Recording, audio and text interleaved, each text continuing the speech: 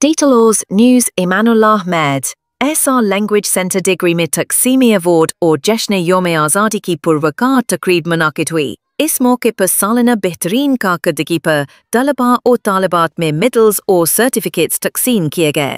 तकरीब में तलबा और तालिबात ने टेबलो, खाके और अंग्रेजी में तकारीर पेश की, जिनमें तहरीक आज़ादी पाकिस्तान पर रोशनी डाली गई।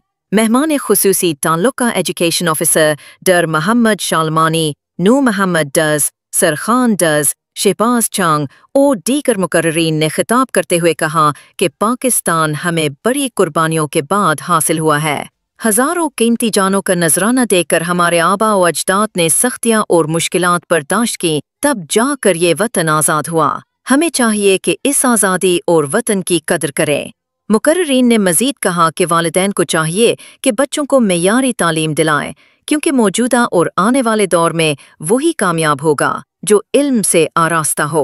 अंग्रेजी जुबान सीखना तलबा और तालिबात के लिए ज़रूरी है, क्योंकि साइंस, इंजीनियरिंग, मेडिकल, आर्ट्स और रियाजी के शोबों में इसकी ज़रूरत पड़ती है।